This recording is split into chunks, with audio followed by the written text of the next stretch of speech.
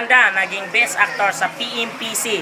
Nagpapatrol, Jeff Canoy. Ang kapamilya star na si Vice Ganda ang nag-booking sa major awards sa 13th Philippine Movie Press Club or PMPC Star Awards for Movies noong linggo sa Soler Resort and Casino sa Pasay City. Si Vice Ganda ang nag-booking sa Movie Actor of the Year sa kanyang 2013 Metro Manila Film Festival entry na Girl Boy, Bakla, Tomboy. At si Kisi naman ang nag-booking sa Movie Best Actress of the Year of Performance sa pelikulang Boy Golden.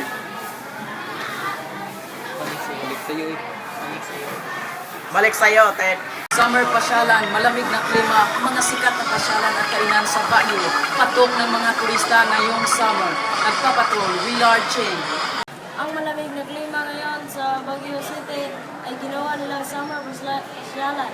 Dahil sa ganda nito at may mga sikat na pasyalan, may mga kainan pang napatok na dinadayo ng mga turista tuwing summer. Maliban dito, ang klima nito kapag umaga ay aabot ng 20 degrees Celsius. Kapag gabi ay mas mababa pa sa 25 degrees Celsius. Balik sa'yo, bayan. Hollywood celebrity na si Perez Hilka kumakaway sa kanyang mga tagahanga. Nagpapatrol, TG Manuto. Kumukuway ang Hollywood celebrity na si Paris Hilton sa kanyang mga tagahanga na sa pagbisita niya sa Century City Mall sa Makati noong Miyerkules, Marso 12, 2014 na sa Manila Club sa Azure Urban Resort Residence sa Taguig City ngayong araw. Balik sa iyo, kabayan. Kasalukuyang hinahanap pa rin ng ating mga rescue team na nawawalang Malaysian airplane. Nagpapatrol, George Carreño. Mga araw na po ngayon pero kasalukuyan pa rin hinahanap ng ating mga rescue team ang Malaysian airplane na nawawala. Pero sa hindi inaasahan, may nalaman sila na may 2 tao na sakay ng Malaysian airplane na may peking passport. Kaya ang ginawa nila, nagsagawa sila ng background check sa 2 tao na may peking passport. Pero malinis ang katauhan ng 2 tao na may peking passport. Kaya isinintabi nila ang dahilang ito. Pinagtuunan nila ng pansin ang hijacking.